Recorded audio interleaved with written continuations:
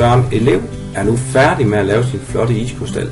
Han vil gerne have noget feedback fra læreren, så han gemmer det i sit Google-drev i den mappe, hvor han har en afleveringsmappe, som kun er delt mellem ham og sin søde lærer, som hedder Søren Lærer.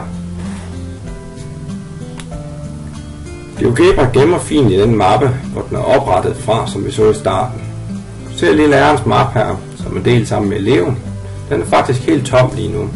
Det er Søren og eleven, det kan man se over til højre, der har adgang til mappen. Eleven trækker filen over i afleveringsmappen. Og nu går vi over i lærermappen igen og ser så, hvad der er sket. En mørk fil er klar. Jeg har nu logget på min lærerprofil. Det vil sige, nu åbner jeg GeoGebra. Det har intet at gøre med elevens profil. Det er bare selve filen, jeg åbner med min lærerprofil. Jeg skal logge på min Google-konto.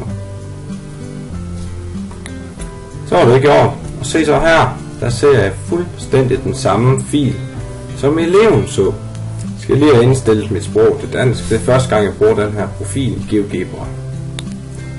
Det kan også være rigtig smart lige som lærer at bruge den her konstruktionsbeskrivelse. Det viser på en fin måde, hvordan eleven har tænkt opgaven trin for trin. Tiden er inde til at give lidt feedback til eleven. Jeg kunne fx vælge at indsætte noget tekst i selve GeoGebra-filen. Jeg kunne også have valgt at dele et Google-dokument, lavet noget i Kaizena eller MoveNote. Der er jo så mange muligheder. Det vigtigste er bare, at eleven og læreren har en aftale omkring, hvordan man laver den feedback. Altså hvordan man kommunikerer omkring det faglige indhold. Jeg kan nu GeoGebra-filen klar til at blive afleveret til eleven igen. Jeg har fjernet konstruktionsbeskrivelsen. Jeg gemmer i det drev. Det er jo en mappe, jeg har delt sammen med eleven, som vi så tidligere. Men læg mærke til her, at elevens mappe, det der står derinde, det filen hedder, det er blevet fed nu. Så eleven ved, at jeg har haft fingrene i det, siden eleven afleverede det. Det er ret smart. Jeg kan se over til højre her, at det er delt mellem mig og eleven. Søren. Eleven åbner nu den samme fil, og det er jo så spændende at se, om